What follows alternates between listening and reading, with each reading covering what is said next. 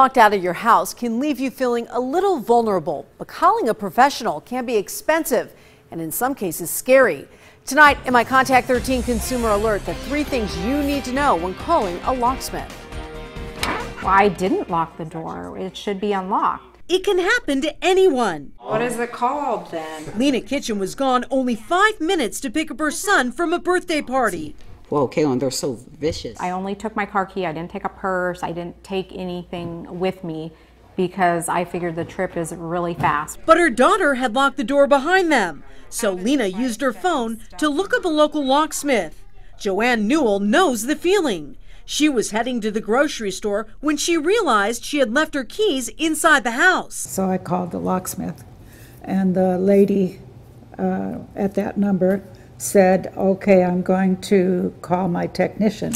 2 different scenarios, but in both cases, these 2 ladies made the same mistakes, and we want you to learn from their stories. The locksmith Joanne called was there in 20 minutes. On the back of his shirt, it said locksmith. There wasn't any sign on his car, but on his shirt, the letters looked like they were iron-on letters. And it only took 15 minutes for someone in an unmarked SUV to show up at Lena's house. He wasn't wearing like a shirt with the business name on it. He was wearing plain clothes. So here's lesson 1. Your locksmith should be in a uniform and vehicle that identifies the company they work for.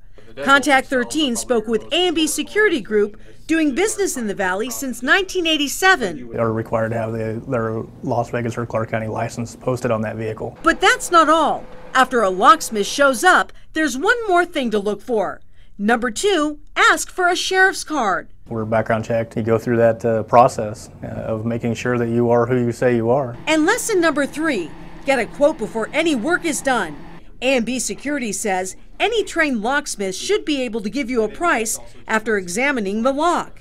It's a lesson Joanne learned the hard way.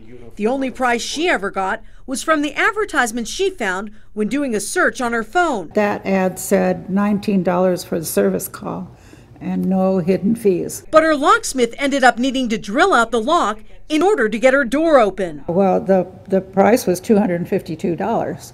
That was because we had to replace the doorknob that he ruined. Joanne had to pay with her credit card. Lena experienced her own sticker shock. According to what she was told over the phone, the starting price was $40. Lena says it only took him about a minute to open the door. He said that'll be $120. And I said, excuse me? But her locksmith wouldn't take a credit card.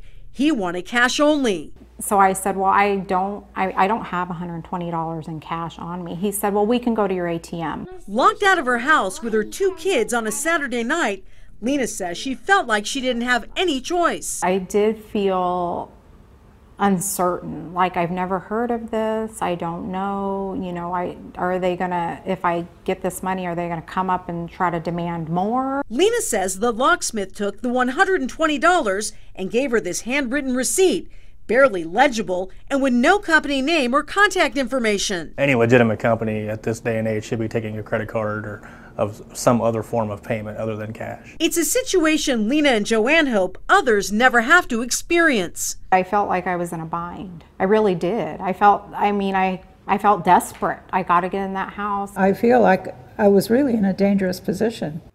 So here's the Contact 13 bottom line. Be careful about who you call for help. Some unlicensed locksmiths are using the names of legitimate companies, so ask for that sheriff's card.